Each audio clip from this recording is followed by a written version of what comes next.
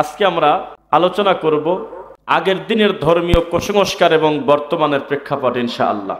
মাঠগুলো হয়ে গেছে হাসির মাঠ, হানাফি মাঠ হোক আর আহলে হাদিসের মাঠ হোক। জালসাগুলো হয়ে গেছে রঙ্গমঞ্চ। 1 ঘন্টা বক্তব্যের সময় 35 মিনিট ধরে গান কয়, গজল কয়, হু হু করে কাঁদে, কি কয় না কয়, শেষে বলে যে কথা বলার টাইম পেলাম না। 40 মিনিটের জুমার খুতবা দিতে টাইম শেষ করা যায় না। আরে পাগল 2.5 ঘন্টা ধরে কাঁদে আর গজল বলে প্রায় 16-17টা গজল, হিন্দি গানের সুর নকল করা। কত রং ঢং যে আমাদের মাঠে ইদানিং শুরু হয়েছে, এটা খুবই দুঃখজনক। আল্লাহ ক্ষমা করুন। আর জাল হাদিস তো এখনই শুনলাম, আল্লাহ মাফ করুন। যা মনে আসে সেটাই ধর্মের নামে চালাচ্ছে, আপনি খালি বলবেন যে ঠিক। এ হাদিসটা জাল, এ হাদিসটা মিথ্যা। আল্লাহুম্মা বারিক ফি রজব ওয়া শাবান ওয়া বাল্লিগনা রমাদান, এ হাদিসটা শুদ্ধ নয়। মুনাজাত করে করে বলবে, আল্লাহ আমাকে রজব কই গেল, শাবান কোথায় গেল, রমজানে বরকত দিয়ে, এগুলো বলা যাবে না। কে কার কথা শোনে? প্রতিবাদেরও লোক নাই, দিন যাচ্ছে চলুক, এই তো অবস্থা। কিসের সাথে কি লাগায় ঘন্টার পর ঘন্টা মিথ্যা কিচ্ছা শুনতে শুনতে অবস্থা খুব খারাপ। আল্লাহ ক্ষমা করুন, আল্লাহুম্মা আমিন। যাই হোক, যেহেতু এটা কোনো আকীদাগত বিষয় ছিল না, এ দ্বারা জাতির কোনো উপকারও নাই, এমনি সময় কাটানো, এজন্য আমরাও বিরোধিতা করি নাই। আল্লাহ ক্ষমা করুন, আল্লাহুম্মা আমিন। আচ্ছা, যাই হোক, আমরা বাচ্চার জন্মে থেকে আজকে বক্তব্য শুরু করবো ইনশাল্লাহ। পেটে এখনো আসছে, কিন্তু ডেলিভারি হয়নি। আচ্ছা, পেটেও আসে নাই, একেবারে বিয়ে থেকে শুরু করবো আজকের কুসংস্কার এবং বেদাত শিরক আমাদের সমাজে কি আছে শুনবেন ইনশাল্লাহ। শব্দ আওয়াজ হওয়া জরুরি না, আমি শুধু এমনিতে দেখবো যে আপনারা আগ্রহের সাথে বসে আছেন কিনা। লিল্লাহি তাকবীর, আলহামদুলিল্লাহ। মানুষ যেমন সত্য, আমার মুখামুখি আমার ডান পাশে একজন মুরব্বী, বাম পাশে একজন মুরব্বী, এটা যেমন সত্য, আল্লাহর সৃষ্টি জিন এই জমিনে আছে, এটাও সত্য, মানেন আপনারা? তবে তারা আমাদের মতো দৃশ্যমান না। তাদেরকে আল্লাহ লোকালয়ে বন জঙ্গলে পাঠিয়ে দিয়েছে, টয়লেটে থাকে, গোবর খায়, হাড় হাড্ডি খায়, এভাবে দূরে দূরে আল্লাহ তাদেরকে রাখছেন, বিভিন্ন কিছুর উপরে আসর করে। তবে 2 চোখ দিয়ে ক্লিয়ার দেখা যায় না। তো না দেখা গেলেই যদি বিশ্বাস করা না যায়, কেউ যদি বলে যে জিন আমি বিশ্বাস করি না, সে অমুসলিম, কাফের। কেন? ওয়ামা খালাকতুল জিন্না ওয়াল ইনসা ইল্লা লিয়াবুদুন, আল্লাহ মানুষ আর জিনকে সৃষ্টি করেছে তার ইবাদতের জন্য। কিন্তু আমাদের কর্ম দেখা দেয়, তাদের কর্ম দেখা দেয়? তো দেখা যায় না, তাহলে এই যে কবিরাজ ভণ্ড হুজুররা বোতলে ভরে কিভাবে বলেন?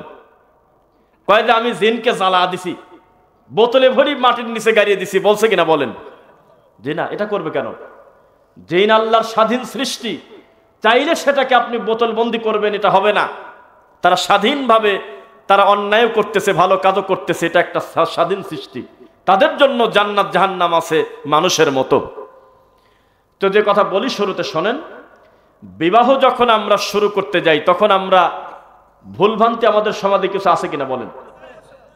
আজকে আমি এভাবে অন্য জায়গায় বক্তব্য দেই নাই যে বিবাহ থেকে মৃত্যু পর্যন্ত কি কি সমাজে বিদাত হয়, এগুলোর বিষয়ে আমি একটু টাচ দিয়ে যাব ইনশাল্লাহ। বিয়ে দেওয়ার উদ্দেশ্য কি বলেন তো? বাপ মার সেবা করা, তাই কিনা? জি কয় কিনা? আবার আন্দাজে মেরে দিচ্ছেন নাকি?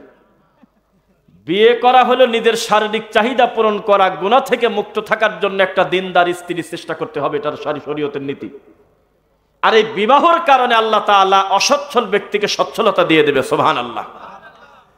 তো বিবাহর নিয়তি করতেছে হলো ছেলে যে আমার মা বিছনায়, আমার বাপ কষ্টে আছে, আমার মা ঠিক মতো রান্না বাড়া করতে পারে না, মার শরীর খারাপ, আমি বাড়িতে একটা মেয়ে নিয়ে আসবো, আমার মার সেবা করবে, তোর বিয়েই হবে না। যা, এটা বিয়ের উদ্দেশ্য না।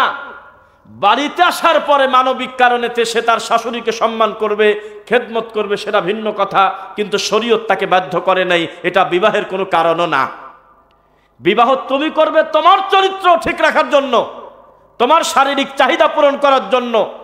যেটা তুমি বিভিন্ন জায়গায় খরচ করো, তুমি খারাপ পথে চলে যাবে, এজন্য শরীয়ত তোমাকে একটা বিধান রেখেছে, তুমি সুন্দরভাবে কবুলের মাধ্যমে ইজাব কবুলে 2 জন সাক্ষীর উপস্থিতিতে তুমি একটা বিবাহ করবে, মেয়ের পিতার উপস্থিতিতে। এটা শরীয়ত একটা বিধান দিয়েছে।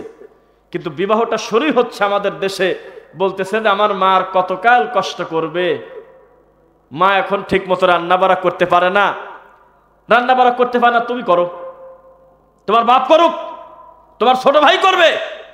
আর একটা লোককে নিয়ে এসে তোমার মার সেবা করতে হবে, বাবার সেবা করতে হবে। আল্লাহর কসম এমন কোন হাদিস কোরআন এই পৃথিবীতে নেই, কোনো কথা। আপনাকেই বিয়ে করতে হবে আপনারই চরিত্র ঠিক রাখার জন্য, আপনি যাতে গুনাহ থেকে বাঁচতে পারেন, এজন্য শরীয়তে বিবাহ ব্যবস্থা করা আছে, ঠিক কিনা? তাহলে আমাদের নিয়তে গরমিল আছে কিনা? যেমন লোকটা হজে যাবে, তো মানুষের কাছ থেকে দোয়া নিতে যাচ্ছে আর বলতেছে যে সোনার মদিনায় যাচ্ছি নবীজের রওজায় সালাম দিতে, আমার জন্য আপনারা দোয়া করবেন। এটা তো হজের কাজ হইল না, এটা তো হজের উদ্দেশ্য হইল না। আর এই লোকজনও আবার তার হাতে চুমা খায় আর বলে আমার সালাম পৌঁছে দিবেন নবীজের রওজায়। কেন তুই সালাম এখানে বসে দিবে পারিসনি?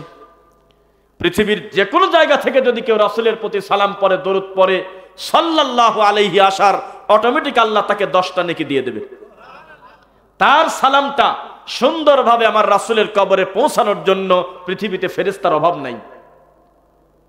কিন্তু দুইজনের নিয়তি খারাপ। একজন বলতেছে আমার সালাম পৌঁছে দিও নবীজির রওজায়, জি না, এটা কোনো নীতি না।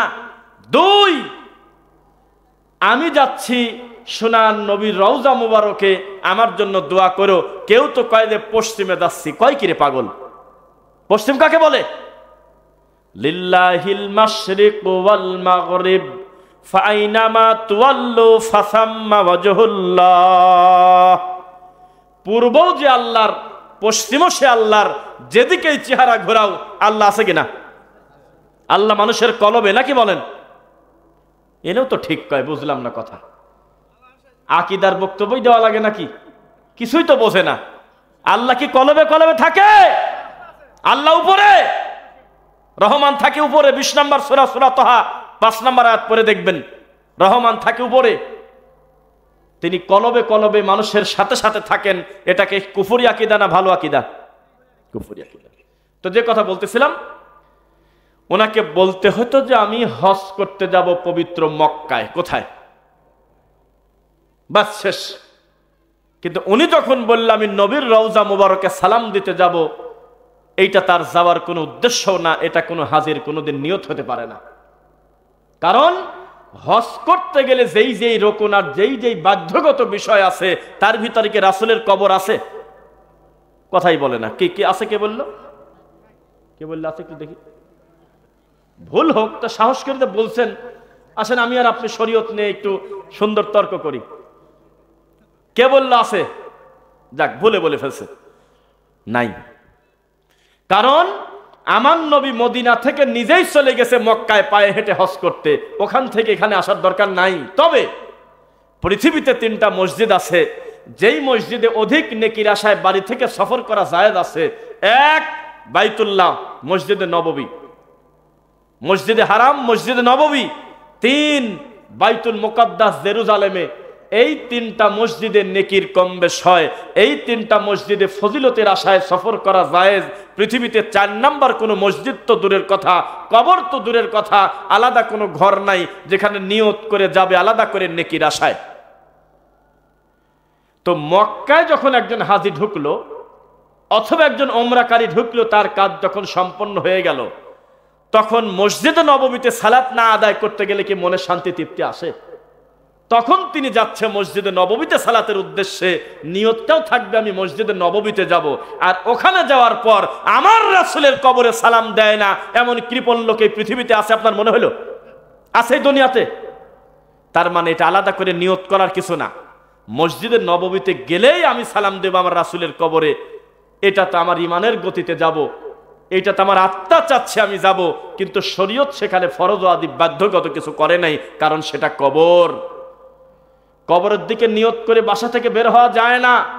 সেটা বড় কবর হোক আর শাহজালালের কবর হোক আর ল্যাংটার কবর হোক, কবর কোনোদিন মানুষের কল্যাণ অকল্যাণের মাপকাঠি না। কল্যাণের ক্ষমতা কার হাতে? কার? আল্লাহর হাতে। তো যে কথা বলতেছিলাম, বিবাহটা করতে হবে গুনাহ থেকে মুক্ত করার জন্য। বাপ আর মারাও আমরা একেবারে বেয়াক্কিলি। ছেলের বয়স হয়ে গেছে প্রায় 35, 37, 40-এর কোঠায়, মাথায় চুল সামনের দিকে প্রায় একেবারে পড়ে গেছে। চাকরিও করতেছে, তাও সহজে বিয়ে দিতে চায় না। কেউ বিয়ের কথা বললে কয় যে আমার ছেলে হাতে পায়ে লম্বা হয়েছে, বয়স বেশি না। কয় যে কেবল চাকরি পালে একটা ঘরটা করুক, বউ নিয়ে এসে খাওয়াবে কি? কত বড় শয়তান! ইবলিস সবচাইতে খুশি হয় কেউ যদি রিজিকের মালিক আর একটা মাখলুককে মনে করে। ইবলিস খুশি হয়। রিজিকের মালিক কে? রাজ্জাক। কে? রাজ্জাক। আর মানুষ হলো আব্দুর রাজ্জাক। মানুষ কোনোদিন রাজ্জাক হতে পারে না।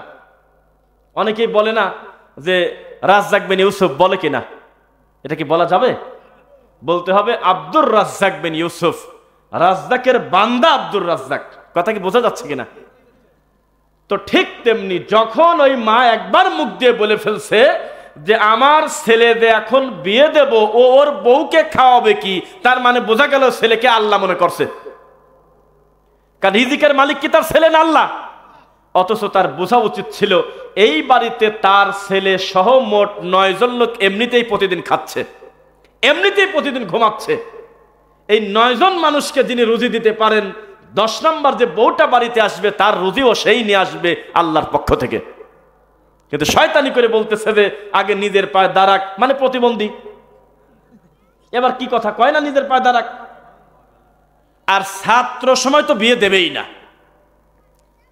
যারা ছাত্র, পড়াশোনা রানিং আছে, অনার্স মাস্টার্স শেষ না করা পর্যন্ত বিয়ের আলোচনাই বাপ মানে না। অথচ বাপের ব্যবসা আছে 3টা, প্রতিদিন আল্লাহ তার হাজার হাজার টাকা রুজি দিচ্ছে। অথচ এই ঝোকার আল্লাহকে ভয় না করার কারণে বলতেছে ও তো ছাত্র, এক কথা বলে সব শেষ করে দিচ্ছে। ওই ছেলে 10টা প্রেম করে, বিভিন্ন জায়গায় কুকাম করে, এগুলো কম বেশি গোপনে তদন্ত করে খোঁজও পায়, কিন্তু তাতে অসুবিধা নেই, কিন্তু বিয়ে দেওয়া যাবে না। কিন্তু পড়াশোনা করে এক কথা বলি শেষ করে দেয়, পড়াশোনা তোর সমস্যা কি, এসএসসি পাস করে বিয়ে দিয়ে দে। যদি জাগতিক সম্পদ আল্লাহ সচ্ছলতা দিয়ে থাকে, সুন্দর করে ছেলেকে বিয়ে দেওয়া এই দুনিয়ার সবচাইতে দামি গিফট হবে ছেলের জন্য। 17 বছর বয়স তাতে কি, 20 বছর বয়স তাতে কি, বিয়ে দিয়ে দেন। আমরা আশাবাদী আল্লাহ বড় বড় পাপ থেকে ছেলেটাকে হেফাজত করবে ইনশাআল্লাহ। বিয়ের পরেও কেউ পাপ করে না সে কথা বলি নাই, তবে তার পরিমাণ খুবই কম। বোঝা যাচ্ছে কিনা? কিন্তু আমাদের সমাজে উল্টা করে ফেলছে।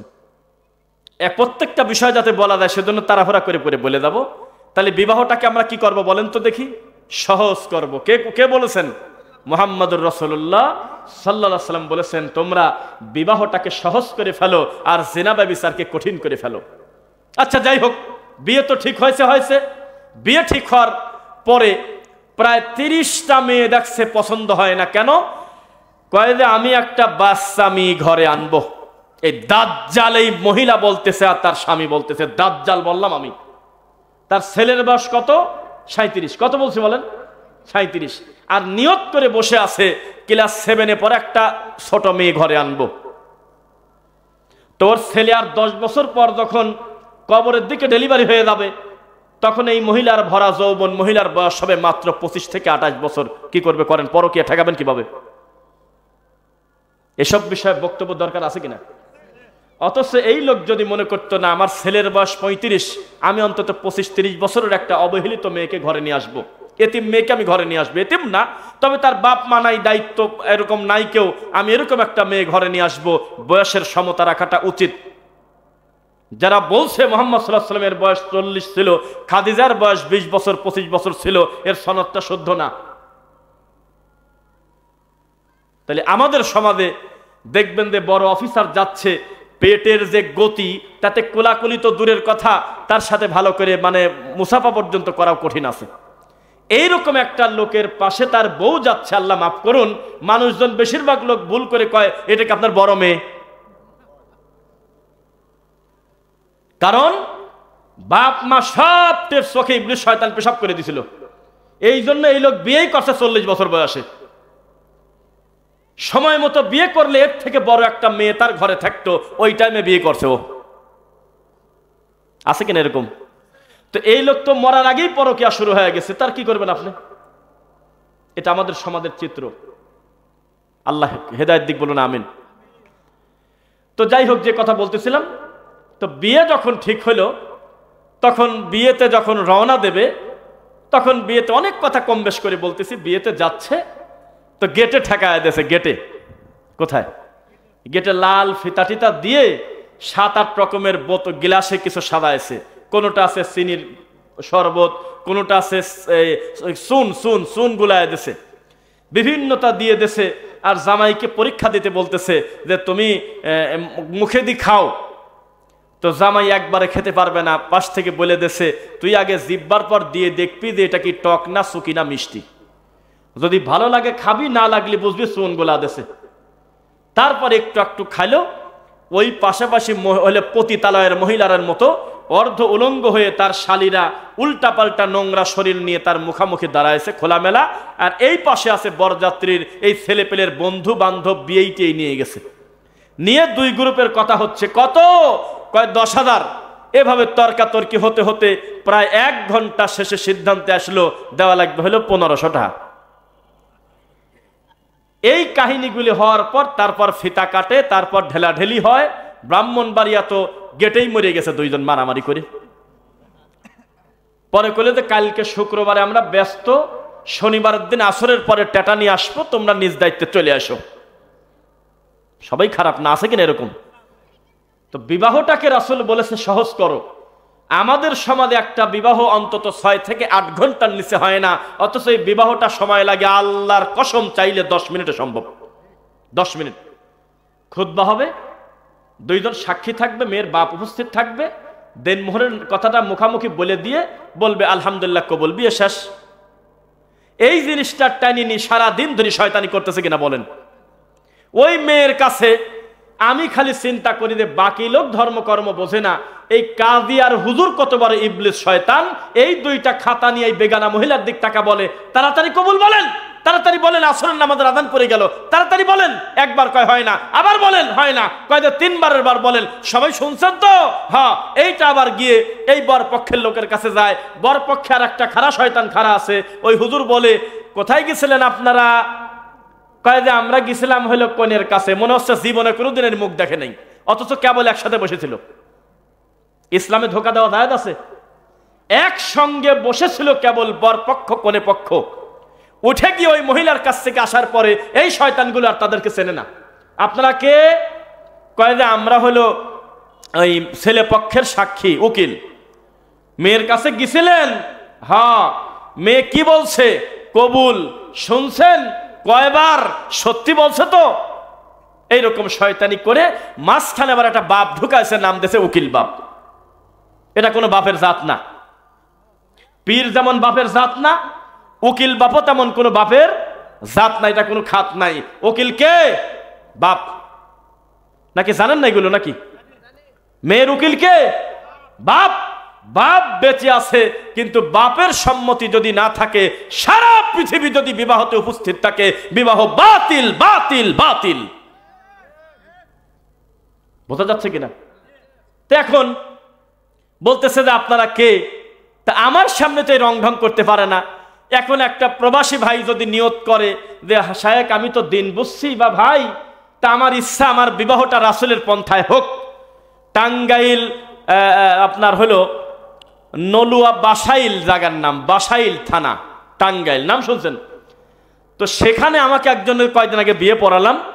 আমাকে বিয়ের দাওয়াত দেওয়ার পর আমি বলছি যে আপনার শ্বশুরকে বলে দিবেন, যিনি আপনার শ্বশুর হবে, যে আঙ্কেল বা ভাই চাচা যাই বলেন, এখন সবই জায়েজ আছে, যেটা হয় হোক, বলেন যে আচ্ছা বিবাহ যে আপনি আমাদেরকে মেয়েটা আমার হাতে দিবেন, তবে আপনার বাড়িতে যেন আপনার মসজিদের হুজুর না আসে, আসলে কিন্তু ফাজলামো করবে।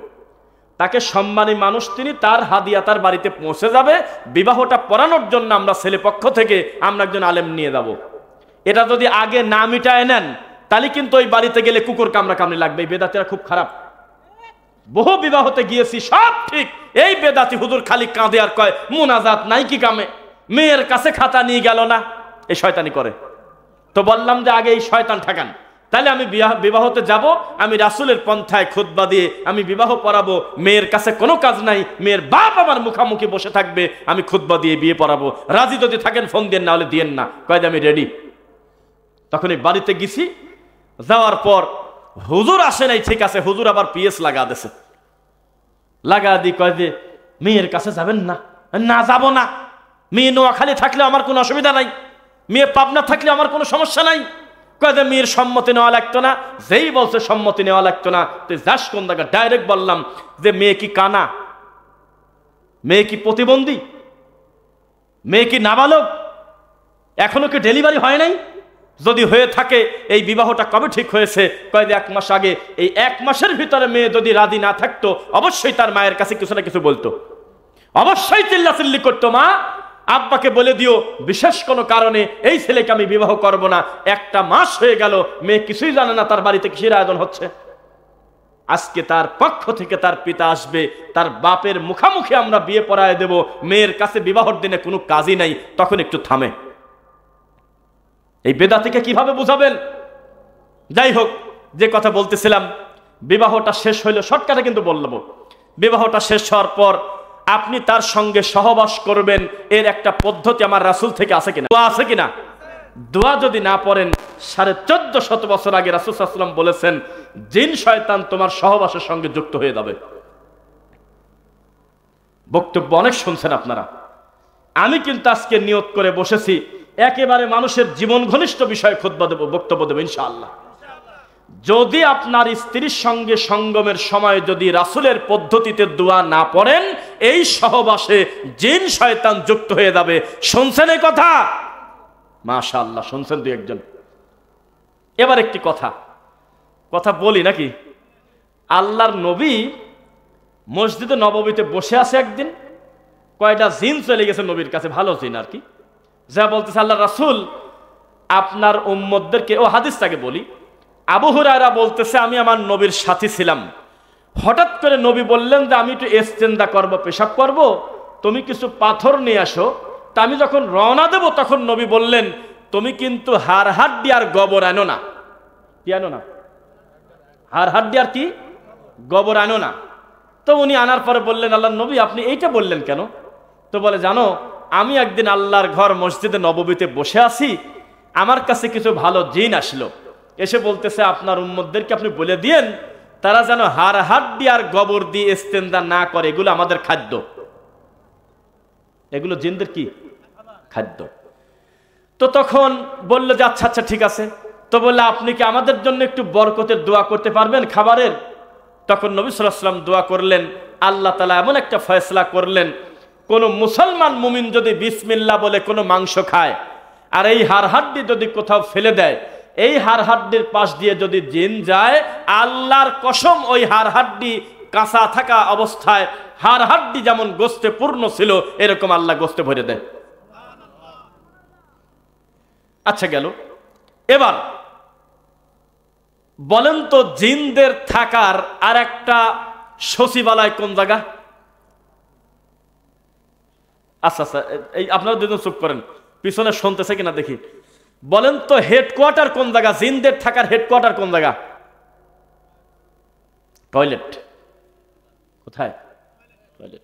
রাসূল সাল্লাল্লাহু আলাইহি ওয়াসাল্লাম বলেছেন, তুমি যদি টয়লেটে প্রবেশ করো, তুমি বিসমিল্লাহ, তারপর কি আল্লাহুম্মা ইন্নী আউযু বিকা মিনাল খুবুসি ওয়াল খাবাইস, এই দোয়াটা যদি পড়ে ঢোকো, তাহলে তুমি একাই ঢুকলে, আর দোয়া যদি না পড়ো, তুমি আর ইবলিস 2 জন ঢুকলে একসাথে। দোয়াটাকে পড়েন নাকি? কয়জন পড়েন?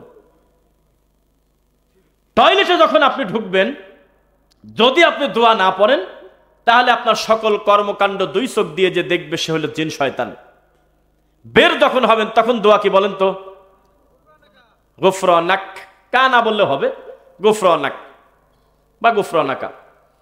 এবার একটি কথা বলি, বর্তমান সময়ে জিনে ধরা রোগীর সংখ্যা কম না বেশি? আপনি কয়জনের চেনেন?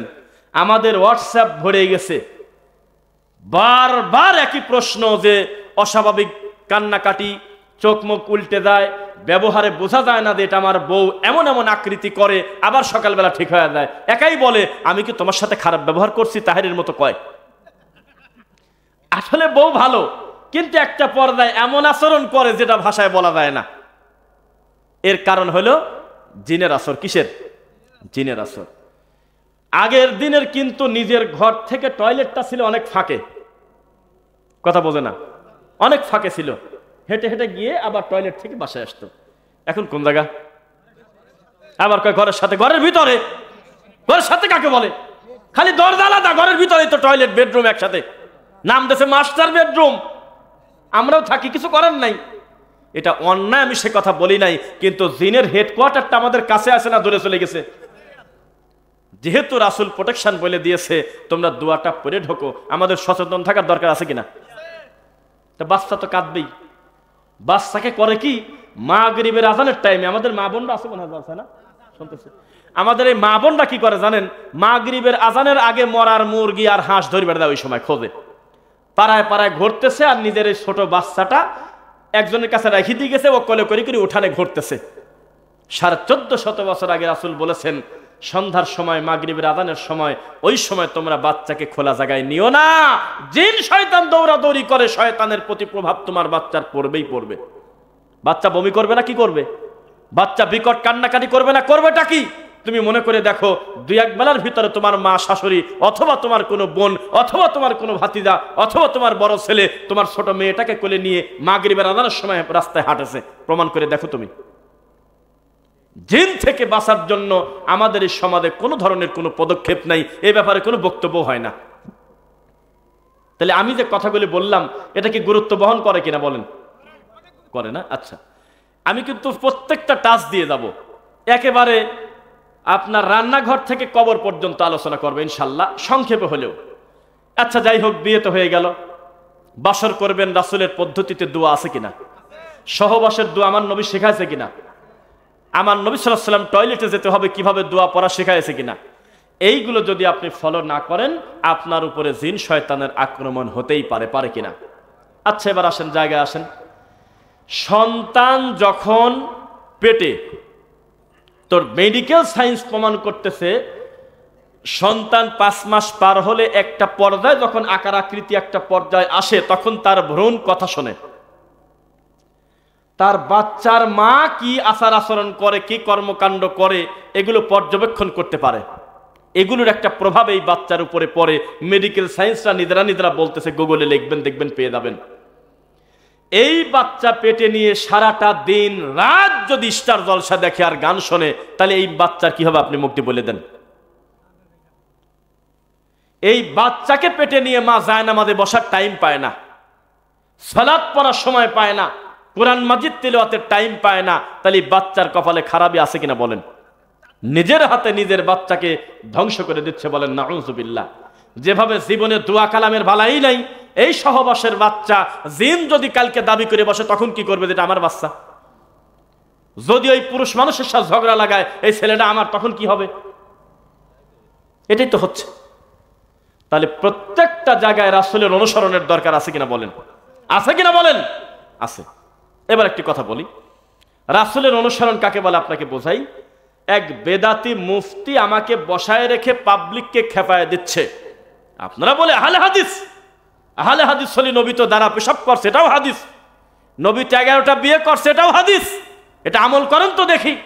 এটা উনি বলে পাবলিককে খেপায় দিয়ে মাইকে রাখি চলে যাচ্ছে। দাঁত হলো তরমুজের বিসি, রতন হাকিমপুর জর্দাদি পান খায়, তাবিদের ব্যবসা করে খায়। এই সমস্ত জুকার বেদাতি বক্তা এই কামটা করে দিয়ে চলে যাচ্ছে, সহ্য করতে পারল না। তখন আমি বললাম যে, ভাইজানকে কি একটু আনা যাবে, আমার কাছাকাছি বসানো যাবে? তো সে কি আর বসে? তখন বললাম, আমার নবী দাঁড়ায় পেশাব করেছে, এই আমলটা এই বৈঠকে করা যায় কিভাবে? তখন আমি বললাম, আমার নবী কোন পরিবেশে দাঁড়ায় পেশাব করছে আপনারা বলেন তো দেখি।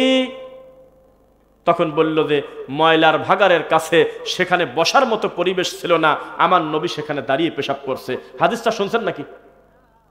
হ্যাঁ। তখন আমি বললাম, এখনো পর্যন্ত ফুট ভিলেজ হোক আর বা আরেক ভিলেজ হোক, রাস্তায় মাঝে মধ্যে সফরের বিরতিতে দেখবেন কিছু কিছু জায়গায় বিশাল স্পেস, 3 তলা বিশাল বড় রেস্টুরেন্ট, কিন্তু পেশাবখানাটা করছে এমন ছোট লোকের বাচ্চা, ভালোভাবে বসে যদি পেশাব করতে যায়, একটা নামাজি লোকের 2 পাশে পাঞ্জাবি ভিজে যাবে, চাপা। বসার কোনো পরিবেশ নাই। বিশাল বড় বড় রেস্টুরেন্ট, 10 তলা 15 তলা উঠে গিয়েছেন, যে দেখতেছেন যে আপনি দাঁড়ায় ছাড়া বসে পেশাব করার মতো কোনো পরিবেশ তারা রাখে নাই। ওই পরিবেশে জায়েদের পর্দায় আপনি দাঁড়িয়েই পেশাব করবেন, শরীয়ত আপনাকে অনুমতি দিয়েছে। আমল শেষ। 2, 11টা বিয়ে করেছে আমার নবী, এই হাদিসের উপরে 1 সেকেন্ডে আমল করা যায় কিনা বলেন তো? কিভাবে? কেউ জানেন না। আমার নবী যে 11টা বিয়ে করছিল, এটাকে অস্বীকার করেন আপনারা? এটা এখন আমল করব কিভাবে? 11টা মহিলাকে নিয়ে এসে বিয়ে করা লাগবে তারপরে? না, আল্লাহর নবী 11টা বিয়ে করছে, আপনারা স্বীকার করেন তো? আমল হয়ে গেছে, শেষ। এটা তো বিয়ে করার আমল না, এটা তো বিশ্বাসগত আমল। অস্বীকার যদি কেউ করে তখন তার ঈমান নিয়ে টানাটানি, কিন্তু বিশ্বাস করলে শেষ। কিন্তু আমি যে কয়টা করব, ওই নবীকে দিয়ে আল্লাহ বলাচ্ছে মাসনা 2টা, ও সুলাসা 3টা, অরুবা 4টা, ইনসাফ করতে না পারলে 1টা। অথচ আমাদের দেশের এই বেদাতি মুফতিরা এখনো পর্যন্ত আমাদেরকে কটাক্ষ করার জন্য বলে, তোমরা নাকি আহলে হাদিস, আহলে হাদিস যদি হও 11টা বিয়ে করো। বলে কিনা বলেন তো দেখি? বলে? বুঝলাম না, আপনাদের কেউ বলে? বলে না? মুরব্বী স্বীকার করতেছে। আল্লাহ হেদায়েত দিক, বলেন আমিন। এরা সুস্থ মানুষ না, ভাত খেয়ে পড়াশোনা করে নাই, শয়তান তাদের চোখে পেশাব করে দিয়ে পর্দা দিয়েছে, যার কারণে আমার রাসূলকে মুখামুখি দাঁড় করায় ব্যঙ্গ করতেছে। বলেন নাউযুবিল্লাহ। যে কথা বলতেছিলাম, বাচ্চা জন্ম নিয়ে নিল, সংক্ষেপে বলবো কিন্তু বলছি সব কথাই, শুনবেন তো ইনশাল্লাহ। আজকের মাহফিলের বক্তব্য দেবে একেবারে ক্লাসরুমের মতো, সবাই আমরা জেগে থাকবো ইনশাল্লাহ। তো বাচ্চা যখন জন্ম হইল, তখন বাচ্চার 40 দিন যেদিন পূর্ণ হবে তার আগ পর্যন্ত মা যেই ঘরে থাকে, আমাদের পাবনার ভাষায় বলে সেটা হলো আঁচি ঘর। কি কি কি? আতি আত্রি ঘর। হ্যাঁ, আত্রি ঘর। 40টা দিন মা সেখানে থাকে। আমরা আমাদের জীবদ্দশায় 2 চোখ দিয়ে দেখেছি, ওই মায়ের বালিশের কাছে লোহা, তারপরে গরুর হাড় হাড্ডি, কাজল, আরো বহু কিছু বালিশের কাছে থাকতো কিনা বলেন? মুরব্বীরাও দেখছে। পেরাক, লোহা, কাশি এগুলো রাখে কিনা? এখনো রাখে? ওরে বাপরে বাপ, লোহা মানে লোহার কথা বলতেছে ভাই, আয়রন। এই লোহা রাখে কিনা বলেন? বহু সমাজ এগুলো রাখে। এগুলো কি রাখা যাবে? এগুলো কোনো কল্যাণের বাহন? বাচ্চার যেদিন 6তম জন্মদিন, সেই দিন আমাদের পাবনাতে বলে 6 কুলের রাত। কয় কুলের রাত? এখন আর ছোট লোহা কাশি দিয়ে চলতেছে না, আমান একটা বড় খুন্তা নিয়ে আসে। খুন্তা চেনেন নাকি? যেটা দিয়ে মাটি খাল করে দেয় বাঁশগুলি গাড়ার সময়। তো বললে এটা কেন? তো কয় যে 6 কুলের রাতে 2 ধরনের ফেরেশতা আসে, এক ফেরেশতা ভালো, এক ফেরেশতা খারাপ। বলেন না নাউযুবিল্লাহ। ফেরেশতা খারাপ এটা বলা যাবে? কয় যে যারা ভালো ফেরেশতা তারা এসে ওর জীবনে যা ভালো ভালো গুণ সেগুলো লিখে দেবে কপালে। 6 কুলের রাত, ভাগ্যের রাত। আর খারাপ ফেরেশতা যেগুলো আসবে তারা হলো কিছু দেখে ভয় পায় না, তারা হলো লোহা দেখে ভয় পায়, এগুলো নিয়ে দাঁড়া থাকবো সারা রাত। এত বড় নোংরা আকীদা আজও পর্যন্ত অজপাড়াগায় এখন এটা চলে, রানিং আছে। নাউযুবিল্লাহি মিন যালিক। আমি নিজে 2 চোখ দিয়ে দেখেছি আমাদের দাদি নানীরা প্রথম রুটি বানানোর পরে, পিঠা বানানোর পরে 1ম নাম্বার পিঠাটা কাউকে খেতে দিত না, চালের উপরে রেখে দিত। জালের মধ্যে দিয়ে দেয়, মানে চুলা আর কি। ইন্নালিল্লাহ। তো সব তো সত্যি কথাই বললাম। চুলার ভিতরে ওই রুটিটা দিয়ে দিচ্ছে, মানুষকে দিচ্ছে না, অথচ ছিল হালাল খাদ্য। আর একটা কথা বলি, আমি নিজের অভিজ্ঞতা থেকে বলবো না, আপনারাই শোনেন। একটা লোক সাবমার্সেবল করে, আপনার এলাকায় সাবমার্সেবল করে না মানুষ? গভীর করে ডিপ করে সাবমার্সেবল করে। কিছু কিছু সময় গরমের সময় লেয়ার নিচে নেমে যায়, পানি থাকে না, এই জন্য সাবমার্সেবল করে কিনা বলেন? সব সাবমার্সেবলের পানি সব সময় ক্লিয়ার টলটলা পানি হয় না, কিছু কিছু মিস্টেক হয়ে বালু ওঠে। বালু ওঠে না? তো বালু ওঠে, তখন আপনি যখন তার কাছে যাবেন ও বলবে ভাই আমি তো নিচের খবর দিতে পারবো না, এটা ভাগ্য। 98টা ভালো হয়, 2টা ভালো পানি হয়তো ওঠে না। কি হতে পারে না? পাশের বাড়িতে গাড়ছে 300 ফিট 400 ফিট সুন্দর পানি, ওখানে 400 ফিট গাড়ছে কিন্তু ভালো পানি ওঠে নাই।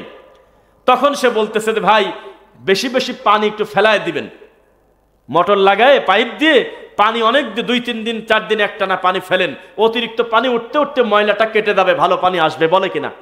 কেউ কয় যে বেশি বেশি পাথর দেন, অনেক কিছু চিকিৎসা দেয়। ওয়াল্লাহি আল্লাহর কসম, আমি রফিক বিন সাইদ, আমি নিজে এইটার রোগী। আমি এই বিপদে পড়ে কত ব্যবস্থা নিলাম, কাজ হয় না। আমার প্রতিবেশী একেবারে ঠান্ডা মাথায় নামাজও পড়ে, মসজিদের দায়িত্বশীল, আমাকে 2 দিন করে বলছে একটু গোবর দেন।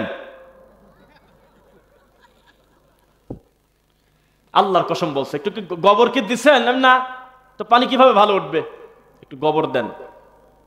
বলুন তো এটা কাদের আকীদা? হিন্দুদের। হিন্দুরা গোবরকে নাপাক মনে করেন, এটা খায় আর মুখে নেয়। আমি সরাসরি দেখি নাই, বা দেখছি হয়তো হালকা কিছু ভিডিওতে, আল্লাহ জানে সত্য মিথ্যা, তারা খাদ্যের মধ্যেও গোবর দিয়ে দেয়। এটাকে তারা একটা কল্যাণের বাহন মনে করে। গোবর হলো দেবতা। গোবর বিক্রি হয়েছে কয়দিন আগে। তাদের যারা ঠাকুর, তাদের কাছে গিয়ে বলতেছে যে আমার তো ছেলে মেয়ে হয় না, কি করা যায়? গোবর খাও। গরুর পেশাব চুনা পর্যন্ত তাদের কাছ থেকে মাপ পায় না, ডাইরেক্ট লাইভ খায়। মানে বোতলে মোতলে ভরার সময় নেই, ডাইরেক্ট ডেলিভারি হচ্ছে তখনও ধরে ধরে খাচ্ছে। মিথ্যা বলছি বলেন আপনি? তো ওরা হলো গোবরকে কল্যাণের বাহন মনে করে খাদ্যের ভিতরে গোবর দেয়। আর মুসলমানের বাচ্চা করছে টিউবওয়েলের ভিতরে একটু গোবর দেন, পানি ক্লিয়ার আসবে। এটা কি মানুষ না পায়জামা? আল্লাহ হেদায়েত দিক, বলেন আমিন। তো এই যে কুসংস্কার এখন আমাদের সমাজে আছে কিনা, তো এগুলো কি ধারাবাহিকভাবে বলবেন? ইনশাআল্লাহ বলবো। তো এইবার দেখেন, বাড়িতে মেহমান আসছে। আমাদের এলাকায় মেহমান আসলে যদি রাত থাকে, তো এমনি মাছ মাংস অন্য যাই হোক দিয়ে খাওয়ানো দাওয়ানোর পরে যেদিন চলে যাবে, লাস্টে যেদিন চলে যাবে, তার আগের দিন পিঠা বানায়। পিঠা বানায় আপনাদের দিকেও অনেক পিঠা বানায়। তো পিঠা বানানোর পর বাড়িওয়ালারা জানে যে কাল সকালবেলা মেহমান যাবে, কিন্তু মেহমান বলতেছে কিছু মনে করবেন না, বাড়িতে গরু বাছুর আছে, আমি রাত্রেই চলে যাব। কেবল বলছে রাত্রে চলে যাব, আর একটু গোবর ধরা দিচ্ছে হাতে। দেখেন নাই, ও তো পিঠা খাইছে। যে পিঠা খেয়ে যদি রাত বিরাতে এইভাবে বের হয়, তাহলে শয়তান নাকি তাকে ধরে ফেলবে। একটু গোবর হাতে দিয়ে দিচ্ছে, ঘষি ঘষি, শুকনা গোবর হাতে দিয়ে দিচ্ছে। জানি না আমার এই বক্তব্যটা আমার সেই ফুফু শুনবে কিনা, শুনলে একটু কষ্ট পেতে পারে, তবে তাকে খাটো করার জন্য বলবো না। সমাজে চলতো সেভাবে সে করেছে। আমি হাফেজ হয়ে গেছিলাম তখন, তবু আমার ফুফু, আমি তার বাসায় গিয়ে অন্যান্য খাবার খেলাম, পিঠাও খেলাম। খাওয়ার পরে আমি রাত্রে চলে আসবো, গোবর যখন আমার হাতে দিতে পারলো না, রাজি হলাম না, শেষ পর্যন্ত আমার টুপিটা খুলে এখানে একটু হলদি দিয়ে দিছিল। কোন পর্যায়ে জাহিলিয়াত গিয়েছিল আপনি একটু বলেন? মানুষ কি পর্যায়ে গিয়েছিল? একেবারে তাদের সংস্কৃতি আর আমাদের সংস্কৃতি হুবহু এক। ওরা হলো শ্রী শ্রী, আমরা হলো মোহাম্মদ মোহাম্মদ। ওরা হলো দুর্গা, আমরা হলো দরগা। এই তো পার্থক্য ছিল, সবই এক ছিল। বোঝা কি যাচ্ছে? এবার আপনাকে বলি, এই যে বাচ্চার কপালে কালো টিপ দেয়, আমাদের এলাকায় নাই, এদিক নাই না? চিন্তা করেন। আচ্ছা বলেন তো দেখি, কল্যাণ করার মালিক কে? এই এই এই মহিলাই বলে যে বাচ্চারা হলো নিষ্পাপ, বলে কিনা? কেউ যদি 3 বছর 5 বছরের বাচ্চার গায়ে হাত তোলে, তার বাপও যদি হয়, তার প্রতিবেশীরা তাকে বলে দেয় তুমি এটা বিয়াক্কেল লোক, এই নিষ্পাপ বাচ্চার গায়ে হাত দিলে, বলে না? তো এই নিষ্পাপ বাচ্চাকে কপালে এরকম কাজল দিয়ে সুন্দর করে পুরাটা ভরে দিয়ে দেছে, অথচ বাচ্চা এমনি দেখতে সুন্দর, কয় যে যাতে নজর না লাগে। সি সি সি সি সি সি। এদিকে কালো টিপ দেয়, ওদিকে প্রতিদিন 2টা করে 5টা করে সেলফি উঠে ফেসবুকে পোস্ট দেয়। এ তো লুঙ্গি খুলে পাগড়ি বাঁধার মতো, এ তো গরু বিক্রি করে খেয়ার কেনার মতো। কয় কিরে পাগল? এই বাচ্চাকে যদি মিনিটে মিনিটে পাবলিকের সামনে আপনি প্রেজেন্ট করেন, তার নজর লাগা খুবই কাছাকাছি সম্ভব, অসম্ভবের কিছু না। আল আইনু হাক্কুন, নবী 1450 বছর আগে বলেছে, চোখ লাগা সত্য। কি? নজর লাগা, বদনজর সত্য। আমরা ছোটবেলায় মনে করছিলাম এগুলো মনে হয় এমনি এমনি মিথ্যা কথা, নজর লাগা বলে কিছু নাই। অবশ্যই আছে, আছে, 100% সহিহ বুখারীর হাদিস। আল আইনু হাক্কুন, নবী বলেছে চোখ লাগা সত্য। এই বাচ্চাকে মিনিটে মিনিটে ফেসবুকে পোস্ট দেয়।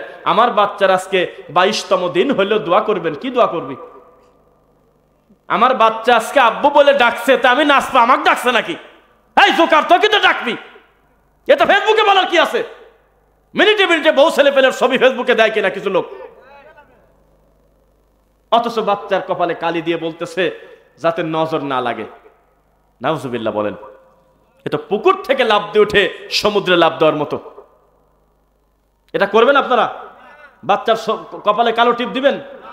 খবরদার, এই কাজ করবেন না। কল্যাণ কার হাতে? এইবার আপনাকে বলি, কালো টিপ যে বাচ্চার দিল, আপনাদের এলাকায় এটা করে কিনা? আমাদের এলাকায় সুন্দর লাউয়ের জানলা, লাউ মানে কদুর জানালা, সিমের জানালা, সুন্দর গাছে নিচে হলেও জুতা ঝোলা রাখে, ঝাড়ু ঝোলায় রাখে।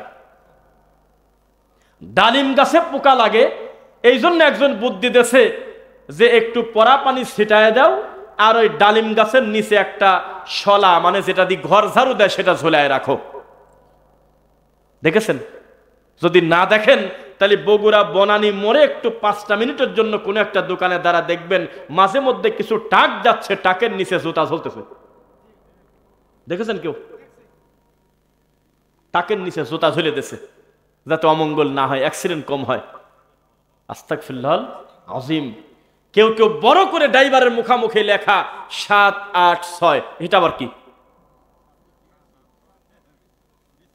মুসলমানের বাচ্চার মুখে আল্লাহর নাম নেওয়ার টাইম নাই, সংক্ষেপে মারি দিয়েছে 7, 8, 6। রাখতর অঙ্ক ডাইরেক্ট বলতে হবে বিসমিল্লাহ সুবহানাল্লাযী সাখারা লানা হাযা ওয়া মা কুন্না লাহু মুকরিনিন ওয়া ইন্না ইলা রাব্বিনা লা মুনকালিবুন। নৌকা ওঠার দোয়া আলাদা নাকি বলেন? এক এক জায়গায় এক এক দোয়া বানায়ছে।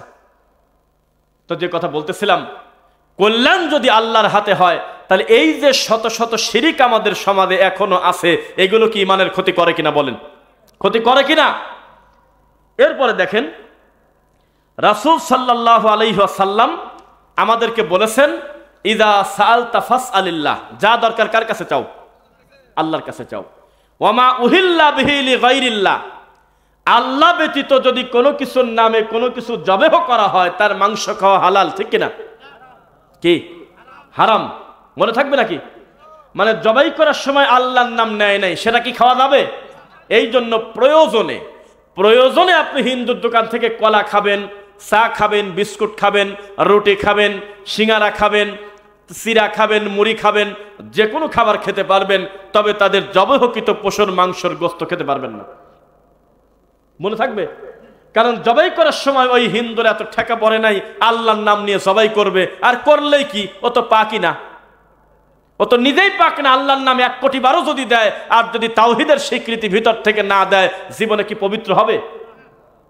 দেখেন, তাহলে তাই যদি হয়, তাহলে আপনারা কিন্তু এখন আমার সাক্ষী দেওয়া লাগবে। সবাই তাকান আমার দিকে, সাক্ষী দিবেন। কোরবানির ঈদ, ঈদুল আজহা বলে না? ঈদুল আজহার দিন সিঁড়ি ফেললাম 4, 5, 6, 7।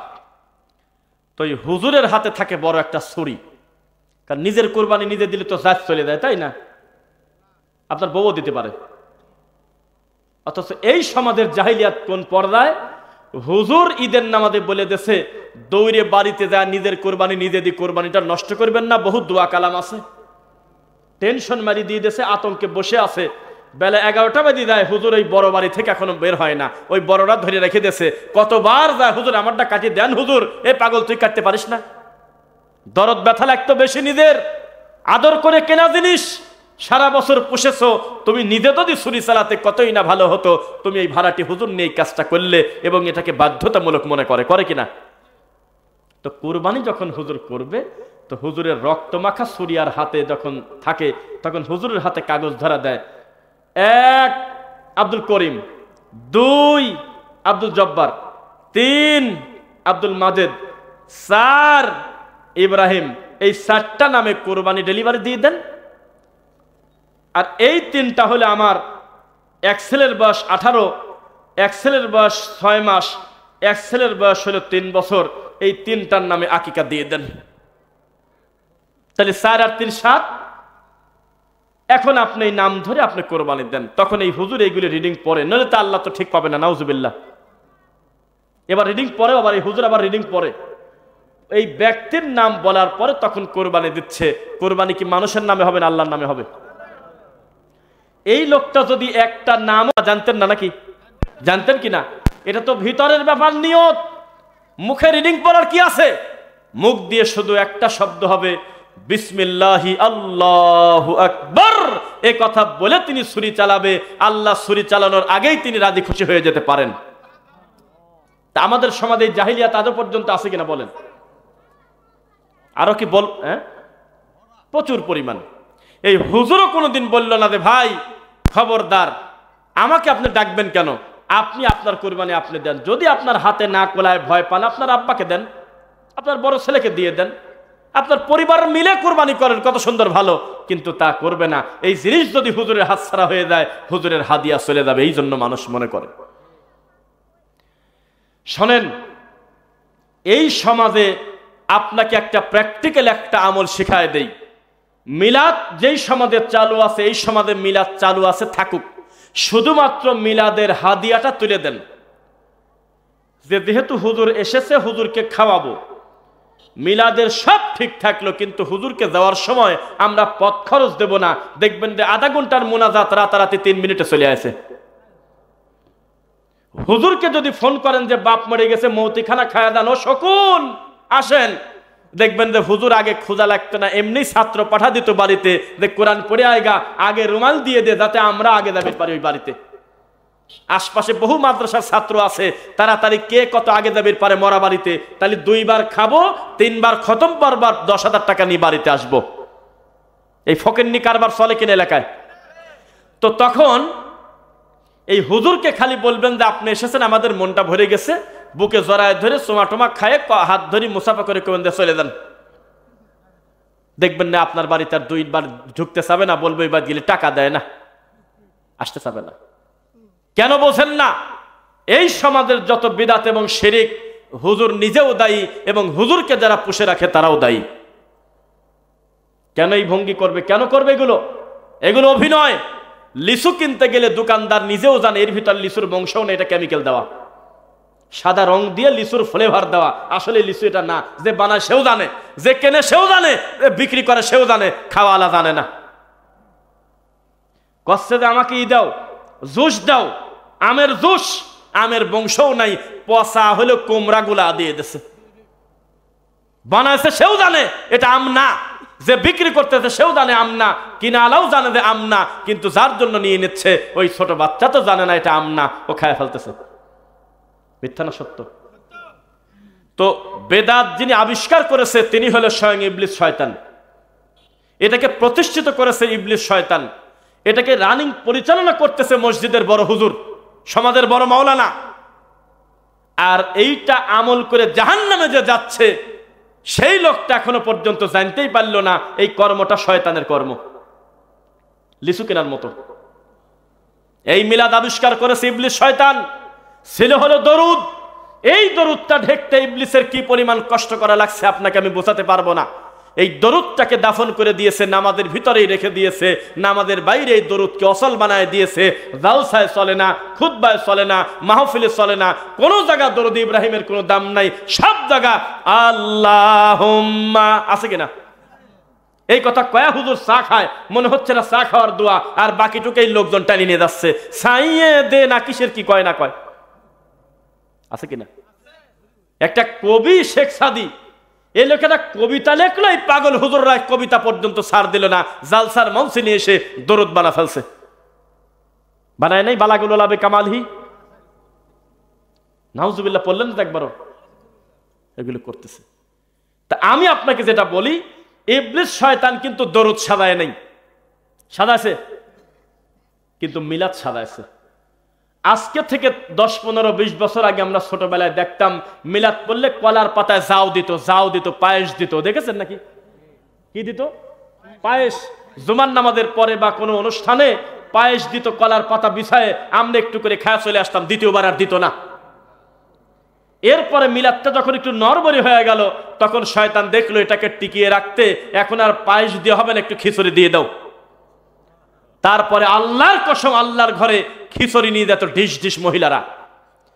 এই খিচুড়ি যখন দেখলো মানুষ একটু অ্যাডভান্স হয়ে যাচ্ছে, উন্নতি হচ্ছে, শুধু খিচুড়ি খায় না, কয়েক একটু ব্রয়লার ভরে দাও। তখন একটু নাম মাত্র 1 কেজি 2 কেজি ব্রয়লার দিয়ে 200 জন লোকের খাওয়ার মারি দিয়ে দিয়েছে। প্রত্যেকে সারা বাটি প্যাকেট খোঁজে, এটা সরাসরি ব্রয়লার খুঁজে পাওয়া যায় না, তাই মাঝে মধ্যে ব্রয়লারের গন্ধ আসে। কিছুদিন চলার পর দেখলো যে না, মানুষ তো খুব একটা খায় না রে। তখন বলল যে আজকের দিনে কি এগুলো খাবে? ডাইরেক্ট তখন কছে গরু মারি ঢলন্ত গোশত দিয়ে দাও, মুরগি দিয়ে দাও, তারপরে মানুষ এগুলো খাবে। তাও বেশি দিন চলে না, লাস্ট আবার দই আছে, আগরবাতি আছে।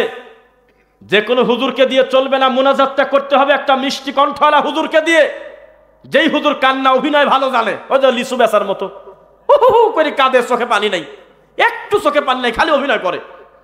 ওর মা মরে গেছে কাঁদে না, কিন্তু সভাপতির মা মরে গেছে খালি কাঁদে। ইমামতি করতে আসি, বাড়ি হলে নোয়াখালী বগুড়া আছে, কাঁদা কি কামে? এলাকাতে রাস্তাঘাটই ভালো করে চেনে না। তো এই মহিলা মরে গেল, চিনল কিভাবে? এই মহিলা তার সব সম্পত্তি এক মেয়েকে দিয়ে বাকি সব মেয়েকে ফাঁকি দিয়েছে, কাঁদে কি কামে? পাগল। তার মানে অভিনয় করতেছে যাতে মিলাদে 200 টাকা ধরে দেয়। হাউমাউ করে কাঁদে। আরে কাঁদা নাকি? কিসের কাঁদা? কিভাবে প্রেসার দিচ্ছে? যেই হুজুর মসজিদে লাল বাতি জ্বলা দিয়েছে যাতে রানিং জুমার খুতবায় হঠাৎ করে কেউ নামাজে না দাঁড়ায়, নাউজুবিল্লাহ বললেন না? অথচ নবী বসা ব্যক্তিকে দাঁড় করায় আগে 2 রাকাত পড়াইছে, তারপরে ছাড়ছে জুমার নামাজের দিন। কি শুনছেন নাকি? আর আমাদের এই ভণ্ড হুজুররা রাসূলের এই সুন্নাহকে হত্যা করার জন্য মসজিদে লাল বাতি দিয়েছে কিনা? আর এই লাল বাতি দেশে কেন?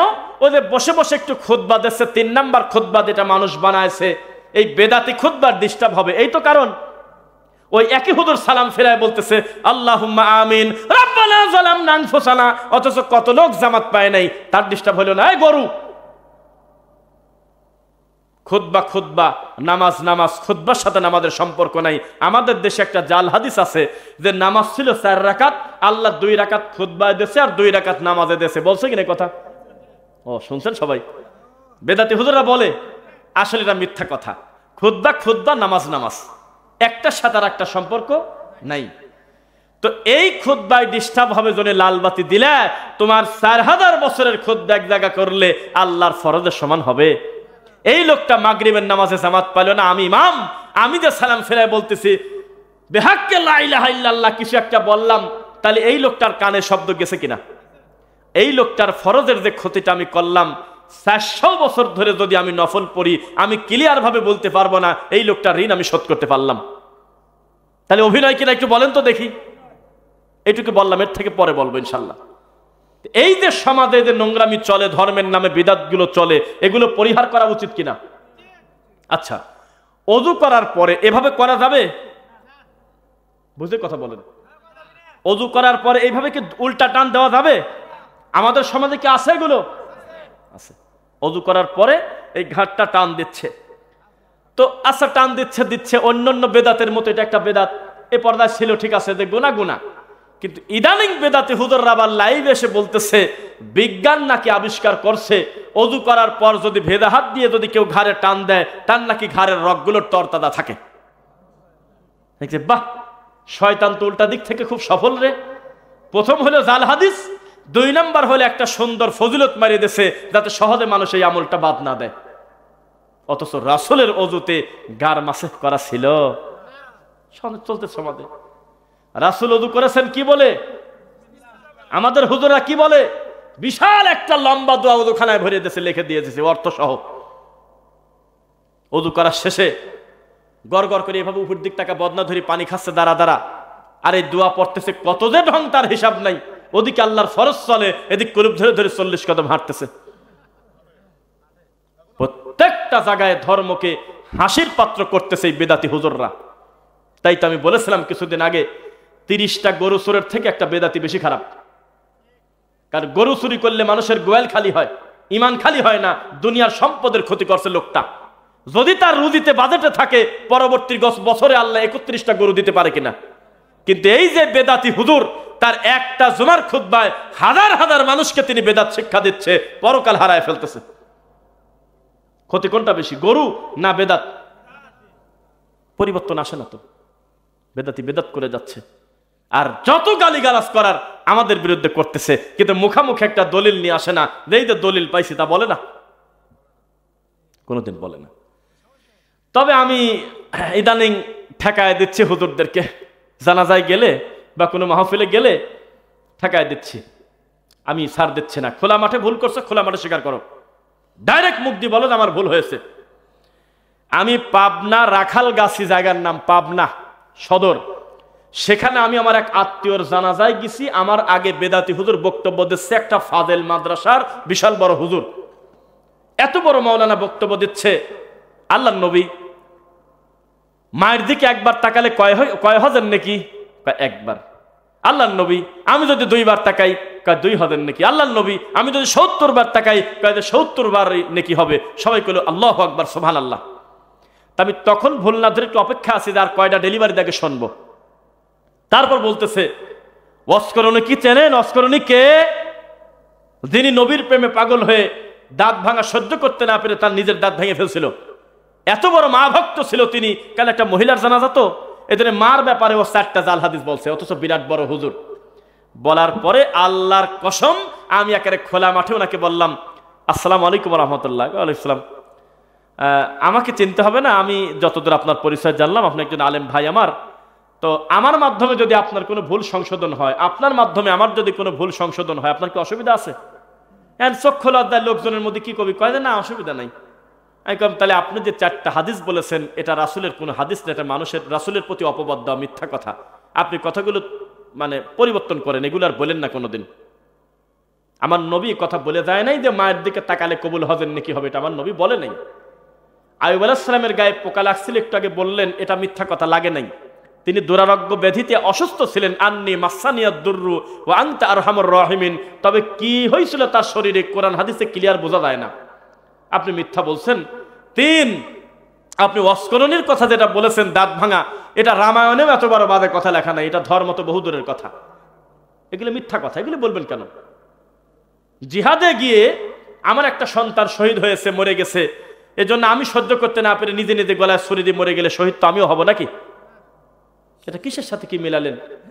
যদি আমার নবীর দাঁত ভেঙে যায় তো সেজন্য আপনি আপনার ভালো দাঁত ভেঙে ফেলবেন, এটা কি আল্লাহ চায় না নবী চায়? তো বলার পরে উনি কিছু না বলে চুপ করে আসে। আমি 10 মিনিট বক্তব্য দেওয়ার পরে আমি আমার এক আত্মীয়কে বললাম, আচ্ছা আমি যখন এই হাদিসগুলো বলতেছিলাম রাসূলের প্রতি অপবাদ দেওয়ার শাস্তি, তখন এই হুজুরের অবস্থা কি ছিল? তো কাজে হুজুর নিচের দিক তাকাছিল, ডানে বামে তাকায় নাই। তো মাঝে মধ্যে দেখলাম যে চোখ যেভাবে ঘুরায় তাতে মনে হয় আশেপাশে বিষের বোতল খুঁজতেছিল। এখন তো যে একটা বিষের বোতল পেতাম তো ঢক ঢক করে খায় মরে যেতাম, কথা সহ্য করতে পারতেছি না। তা জাল হাদিস বলো কেন? এই সমস্ত নিরীহ লোকগণ এই কথা তো হাদিস মনে করে বাড়িতে চলে গেল, তখন কি হবে? কালকে যদি রাত্রে গোপনে তওবা করে এই মানুষগুলোর কি হবে? ওপেনে তখন তাকে আমি বলতে বাধ্য করলাম যে কথাগুলো মিথ্যা ছিল। কবরে খেজুরের ডাল গাড়তে আমি দেই নাই, কবরের চারপাশে 4টা কুল আমি পড়তে দেই নাই, মিনহা খলাকনাকুম বলে মাটি দিতে দেই নাই আমার নানি শাশুড়ির কবরে। তারপরে আমি মাটি দেওয়ার সময় বিসমিল্লাহ বলে মাটি দিতে বলেছিলাম। মাটি দেওয়ার পরে আমি সম্মিলিত মোনাজাত করতে দেই নাই। জানাজার পরে আমি সবাইকে নিয়ে হাত ধরে মোনাজাত করতে দেই নাই।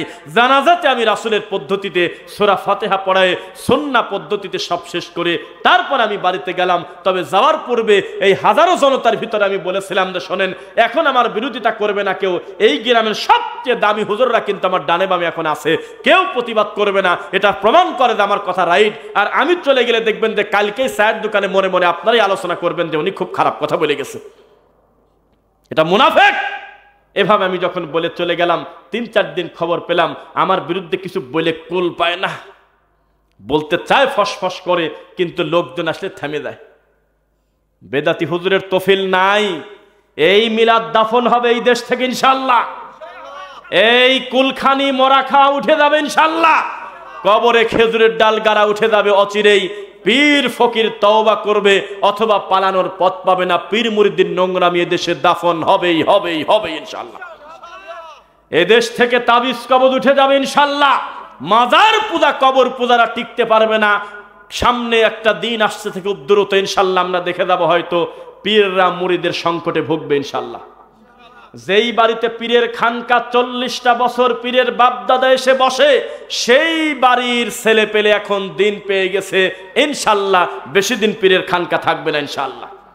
যেই কবরটা বিদাতিরা 3 তালা গম্বুজ করে মাজার পূজা করে, কবর পূজা করে, ইনশাআল্লাহ ওই কবরটা আজকে যে সংরক্ষণ করে রেখেছে, আগামী দিন তার ছেলে অথবা তার নাতি এসে কবরটা ভেঙে সমান করবেই করবে ইনশাআল্লাহ।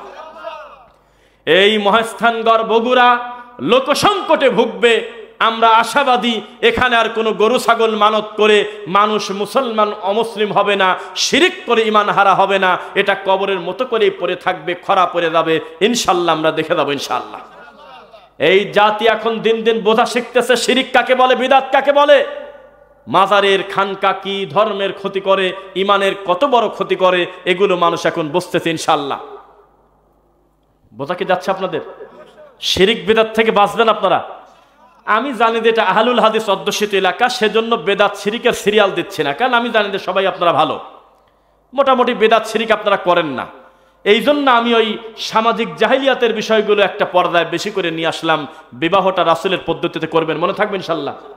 আর যদি সুযোগ থাকে কাবিন ধরবেন হলো 10 লাখ টাকা, নাকি বলেন? একদিক যৌতুকের বিরোধিতা করে, আর একদিক ওই মেয়ে পক্ষ কয় যে 5 লাখ টাকা হলো কাবিন। আরে সওয়ালদার বেতনই হলো 12,000 টাকা, কি করে এই টাকা দিবি? এ কোন ধরনের জ্বালা? কয় যে যদি পরে ছাড়ি দিবির চায়। কত বড় শয়তান! বিয়েই হলো না, কয় যদি ছাড়ি দিবির চায় টাকা 5 লাখ ধরে দে, তাহলে আর সহজে ছাড়তে পারবি না। এটাকে নিয়ত, সঠিক নিয়ত হলো? সাধ্যের ভিতরে এক বৈঠকে টাকা দেবে। আরে কাবিন ধরছে 5 লাখ টাকা, নগদ হলো 22,220 টাকা, বাকি টাকা বিবাহ কায়েম থাকা পর্যন্ত ক্রমান্বয়ে আদায় করিতে থাকিবে। আল্লাহু আকবার! এটা কেমন কথা? 5 লাখ টাকার নগদ পরিশোধ হলো 22,000, এই লোক টাকা দিবেন, এই টাকা আপনার মনে হলো? এগুলি ভঙ্গি করতেছে। অথচ যদি 50,000 টাকা করতেন, এই লোক যদি গোছায় 50,000 টাকা উপস্থিত যদি মেয়ের হাতে আমানতটা দিয়ে বলতো আমি কন্যার আমানত কন্যাকে দিয়ে দিলাম, অথবা তার বাপের কাছে দেবে, ওই সময় তো দেওয়া যায় না, বাপের কাছে বলবে যে টাকাটা কিন্তু আপনাকে আমি দেইনি, এটা আপনার মেয়ের ন্যায্য পাওনা হক, আপনি এখন আপনার মেয়ের কাছে আপনার পাওনাটা বুঝে দেন, আপনাকে আমি দায়িত্ব দিলাম, আমি কিন্তু দায়িত্ব আমানত মুক্ত হতে চাই। ভালো হতো না খারাপ হতো? কয়েকদিন নিচাও 5 লাখ 10 লাখ তো কাবিন দেওয়াই লাগবে, তখন তো আর এক মুশকিল আছে। আগে নিয়ে রাখছে যে শেখ আব্দুর রাজ্জাক বিন ইউসুফ হাফিজাহুল্লাহ বলে যে তোমার শ্বশুরের কাছে ফকির ভিক্ষা নিবে গেলে ভিক্ষি পায় না, আর এমন খুশি হলো মেয়ে বিয়ে দেওয়ার দিন তোমার একটা হোন্ডা দিয়ে দিল। এরকম খুশি হওয়া লোক আছে কিনা? এত খুশি হতে হবে না। বিয়েটা হতে হবে রাসূলের পদ্ধতিতে। বিয়েটা হলো সহজ। আমাদের সমাজে বিয়েটা কঠিন, জেনা ব্যভিচার হলো সহজ। আপনি সত্য মিথ্যা আমি কতদূর আপনি জানেন জানি না, আমি আমার এই 2 চোখ দিয়ে তাকায় দেখছি, দেখার নিয়ত করে না, আমি দেখছি খোলা জায়গায় মেয়ে মানুষ পর্যন্ত সিগারেট বিড়ি খায়, আর প্যান্ট শার্ট পরে থাকে, সেটা তো বললামই না। সিগারেট খাচ্ছে, বিড়ি খাচ্ছে মেয়ে মানুষ। মহিলা হোস্টেলে আপনার মদ গাঁজার বোতল পাওয়া যায়, সেখানে আপনি কিসের নিরাপদে আছেন?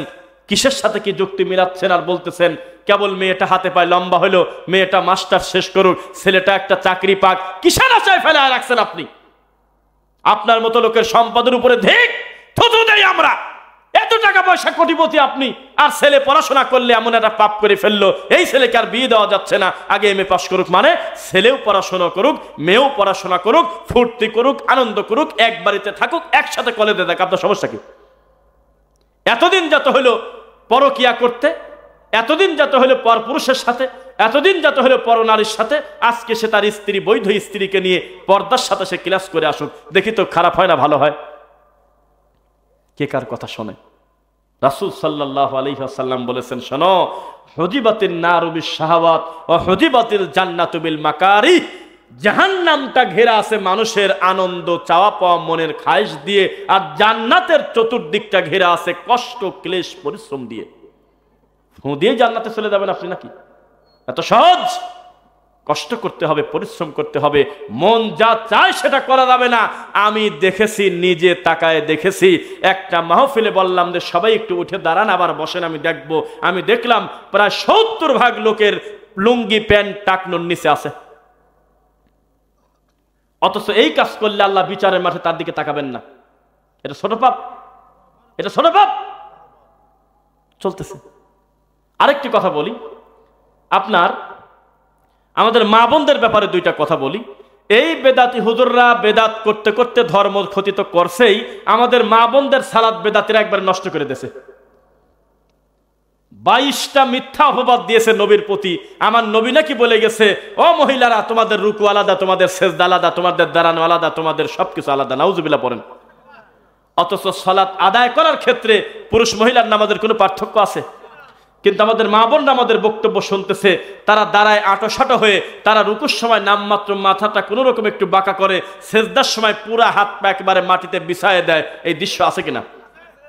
এগুলি সব এই বেদাতি হুজুররা নুরানি নামাজ শিক্ষা নামক এক মিথ্যা বই আছে, এই বইয়ের ভিতরে এই মিথ্যা কথাগুলো দিয়ে দিছে।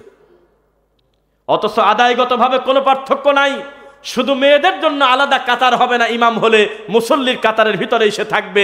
আর ভুল গেলে পুরুষ মানুষ যেমন পড়বে সুবহানাল্লাহ, মহিলারা তা বলতে পারবে না, হাতে হাতে তালি দেবে। এই তো পার্থক্য, আর কোনো পার্থক্য নাই। কিন্তু মহিলাদের নামাজে বর্তমানে পার্থক্য করছে কিনা বেদাতিরা? হত্যা করে দিয়েছে সালাতটা। কোথায় যাবেন আপনি? প্রত্যেকটা জায়গায় রাসূলের বিরোধিতা করাটাই যেন ধর্ম। সবাই একটু তাকান আমার দিকে। আল্লাহ কোথায় আছে? মাশাআল্লাহ, উপরে না কোথায়? বাপ আর ছেলের ফাইট লেগে গেছে দেখলাম ফেসবুকে। নুরুল ইসলাম অলিপুরি একটা কওমি দেওবন্দি একটা আলেম, তার আকীদা হলো আল্লাহ নাই কোন জায়গা।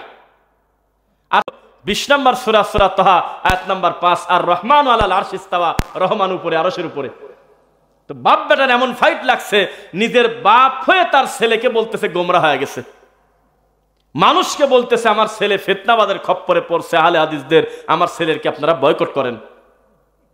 অথচ তার ছেলে, দেখছেন নাকি ভিডিওটা? দেখছেন না ভাই? দেখছেন? দেখবেন, বাপ আর ছেলের ফাইট লিখবেন, ফেসবুকে চলে আসবে। আকীদা নিয়ে দ্বন্দ্ব কি কঠিন জিনিস। ছেলে বলতেছে আমি বাপ দাদা বুঝি না, আমি বুঝি আমার আল্লাহ নিজের ব্যাপারে নিজে বলতেছে আমার রহমান আল্লাহ হলে উপরে। আর সে বাপ বলতেছে এসব কথা মানা যাবে না, আমাদের আশারি মাতুরিদি আকীদা, আমাদের এই সেই বিভিন্ন মাযহাবের দোহাই দিয়ে বলতেছে যে আল্লাহ নাই কোন জায়গা। ইদানিং আবার বলতেছে যে আল্লাহ সত্তাগতভাবে সব জায়গা না, গুণগতভাবে সব জায়গা আছে। তাহলে সত্তাগতভাবে আছে কোন জায়গা আর কয় না? দেখেছেন এই দ্বন্দ্ব? মনে রাখবেন, আকীদাকে যদি পরিশুদ্ধ না করেন তাহলে আপনার আমল বিশুদ্ধ হবে হবে। এখন যদি আপনি বলেন এই দেশে যে আল্লাহর নবীকে আল্লাহ কি দিয়ে বানাইছে, অধিকাংশ ভোট পাবে হলো নূরের তৈরি আলারা। বেশিরভাগ লোক বলবে নূরের তৈরি, কিন্তু আকীদাটা শুদ্ধ হবে? ডাইরেক্ট জালসা এসে প্রচার করতেছে আমার নবী নাকি গায়েবের মালিক। নাউযুবিল্লাহ বলেন না কেন? এটা বলা যাবে? এটা এককভাবে আল্লাহর জন্য খাস যে তিনি হলো গায়েবের মালিক। 1 মিনিট পরে কি হবে এই খবরটা কে জানেন? লিল্লাহি তাকবীর। কিন্তু আমাদের সমাজের অধিকাংশ লোকের আকীদা আমার নবী গায়েবের মালিক। নাউযুবিল্লাহ মিন যালিক। জীবনটা বৃথা না? তার রব সম্পর্কে জানতে পারলো না, সে তার তাকদীর কতটা খারাপ। এবার আপনাকে বলি, জুলুম কাকে বলে দেখেন। মানুষের প্রতি জুলুম হলো তার ক্ষতি করা, তার প্রতি কোনো জুলুম করা, অত্যাচার করা। আর আল্লাহর প্রতি জুলুম হলো তার সাথে শিরিক করা। কি করা? ওমান আযলামু মিম্মান ইফতারা আলাল্লাহি কাযিবা। তার থেকে বড় জালেম আর নাই যে আল্লাহর উপরে মিথ্যারোপ করে। আল্লাহ বলতেছে আমি উপরে থাকি, হুজুর বলতেছে না, আপনি জানেন না, আপনি হলো কলবের মধ্যে থাকেন। ইমাম বুখারীর নাম নেয় না, আবু বকর ওমরের নাম নেয় না, মুখ দিয়ে রাদিয়াল্লাহু আনহুম আলাইহিম আজমাইন। ও নাম নিচ্ছে মনসের পাগলের নাম, নাম নিচ্ছে মাতুরিদির নাম, নাম নিচ্ছে আশারির নাম, নাম নিচ্ছে মাযহাবের ইমামদের নাম নিয়ে বলতেছে ওনারা বলছে আল্লাহ হলো কলবে। নাউযুবিল্লাহ মিন যালিক। আকীদা যদি পরিশুদ্ধ না করেন সেই লোকটার কি কোনো আমল গ্রহণযোগ্য হবে? আমি একটা কথা বলি আপনাদের, আমরা ছোটবেলা থেকে বেদাতি হুজুরদের মুখে ওয়াজ শুনছি, আল্লাহর নবী মুসা কালিমুল্লাহ বললেন আল্লাহ আমি আপনাকে 2 চোখ দিয়ে দেখবো। শোনেন নাই মনে হয় না? তখন আল্লাহ বলল লা তুদরিকুল আবসার ওয়া হুয়া ইউদরিকুল আবসার। আমি আল্লাহ লোকচক্ষুর আড়ালে দুনিয়ার চামড়ার চোখ দিয়ে আমি আল্লাহকে দেখা যায় না, তবে জান্নাতে গেলে তোমরা দেখবে। সুবহানাল্লাহ পড়েন। তখন মুসা নবী বলল না আমি বুঝি না, আমি দেখবো, আমার খুব জেদ। তখন আল্লাহ বলল জুতা খুলে তুমি হইলো তুর পাহাড়ে আসো ওযু করে। কি আছে নাকি? ফাখলা নালাইক ইন্নাকা বিল ওয়াদিল মুকদ্দাসি তুওয়া। তো তুর পাহাড়ে তিনি চলে গেলেন। তুর পাহাড়ে যাওয়ার পরে আল্লাহ আপনি কোথায়, শুধু কথাই বলবেন না দেখা দিবেন। তখন আল্লাহ 70,000 রহমতের পর্দা থেকে একটা পর্দা সামান্য একটু সরালো। এই নূরের ঝলকানি সহ্য করতে না পেরে মুসা তো বেহুশ হলো। গোটা পাহাড়টা পুড়ে কয়লা ছাই হয়ে গেল। ওই ছাইয়ের নাম হলো সুরমা, যেটা আমরা চোখে নেই। কি অহেতুক কথা বলতেছি? এটাই বেদাতি হুজুর কিন্তু সারা জীবন বক্তব্য দিয়েছে, ছোটবেলায় আমরা নিজেরা শুনছি। এই হুজুর আবার বলতেছে ইমাম আবু হানিফা আল্লাহকে 100 বার দেখছে। কোন তো দুঃখের কথা। এ পাগল বলল কি মুখ দিয়ে, আর এখন কয় কি? কোন তো জ্বালা। মুসা নবী কে? যিনি শুধু নবী না, রাসূল, যিনি আল্লাহর এই মাটির উপরে সবচাইতে দামি মর্যাদাপূর্ণ, হাতে গোনা কয়েকজনের একজন তিনি, যিনি আল্লাহর সঙ্গে কথা বলেছে, এটা তার জন্য খাস, এত সম্মান তার। সেই নবী দেখতে পারল না, নিজেরাই ওয়াজ করলো, এরাই আবার ওয়াজ করে ইমাম আবু হানিফা আল্লাহকে 100 বার দেখছে। ইমাম মালিক রাহিমাহুল্লাহর অনুসারীরা আবার বলল যে তা আমাদের ইমাম যেহেতু পরে দুনিয়াতে আসছে, আমরা আর অত পাল্লাপাল্লি করার দরকার নাই, 20 কমা দাও, 80 বার দেখছে আমাদেরটা। তো মনসের পাগলের লোক আবার বলল যে সংখ্যা দিলে ধরা খাওয়া যাবো। ও আমার ল্যাংটা অনুসারীরা, ওরে আমার লালন, ওরে আমার তাহের, ওরে আমার অমুক বাবা, তোরা কাজ কর, তোরা বল মনসের জেলের ভিতরে আল্লাহ নিজেই চলে আসে। ওরা আবার সংখ্যা টংখ্যা বলে নেই। নাউজুবিল্লাহি মিন যালিক। আমাদের এলাকায় ছোটবেলায় ইবাদতের পাল্লা হতো, ছাত্র সময় দেখছি কে কত রাকাত সংখ্যা বাড়াতে পারে সে তত ভালো ছেলে। সবে বরাতে 120 রাকাত মারি দিয়েছে। সকালবেলা তুই কত? 120, ওকে আমি 140। শুধু রাকাত সংখ্যা বাড়ানোর উপরে ব্যক্তির ভালো মন্দের মর্যাদা আমাদের হুজুররা দিত। ছেলেটা ভালো রে, এত রাকাত পড়লে এক রাত্রে, তো এটা কি ভালো হলো? রাকাত সংখ্যা বাড়ানোর ভিতরে মর্যাদা নাই। আছে কি? 2 রাকাত সালাত পড়লেন, তবে রুকুটা ছিল এত দীর্ঘ, সেজদাটা ছিল এত দীর্ঘ, সালাম ফেরানোর পরে ঘড়ি দেখলেন 1 ঘন্টা লেগে গেছে 2 রাকাত সেজদাতে। বোঝা গেল নামাজটা সুন্দর হয়েছে, কোয়ালিটি ভালো। আর আমাদের কোয়ান্টিটি বৃদ্ধি করতেছে, সংখ্যা বাড়াচ্ছে। আছে কিনা বলেন তো দেখি? আচ্ছা, তো যখন এই সংখ্যা শয়তান প্রতিষ্ঠিত করে দিতে পারলো যে তোমাদের কাম হলো যত সংখ্যা বাড়াতে পারো, রুকুর গঠন দিয়ে কি করবে, তখন আমাদের দেশের এই বেদাতিরা বলল তাহলে এক কাজ করা যাক, ইমাম আবু হানিফা রাহিমাহুল্লাহকে যে আমরা মানি, তিনি যে মানুষ না, তিনি যে ভগবান, নাউজুবিল্লাহি মিন যালিক, তাকে যদি মানুষ মনে করে তাহলে তো মর্যাদা বেশি দেওয়া হলো না। তাকে বেশি ভালোবাসতে গিয়ে বলল আমাদের ইমাম এশার ওযু দিয়ে ফজর পড়েছে 40 বছর। 40 বছর তিনি বিছানায় মাথা দেয় নাই, এক ওযু দিয়ে এশার থেকে ফজর পড়ছে। নাউজুবিল্লাহ পড়লেন না? এটা কি তার মর্যাদা বৃদ্ধি করা হলো? এভাবে কি তার সম্মান দেওয়া হলো? তাকে অপমান করা হলো, বেইজ্জত করা হলো।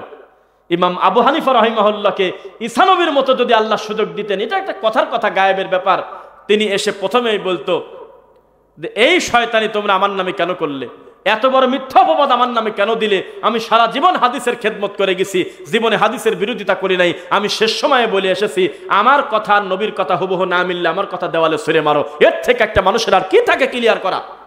যেখানেই সহিহ হাদিস পাবে সেটাই মনে করবে আমার মাযহাব। এর থেকে একটা মানুষের মনটা কিভাবে উদারতা হতে পারে? তোরা আমাকে 40 বছর ঘুমাতে দিলি না কে, তাই ক।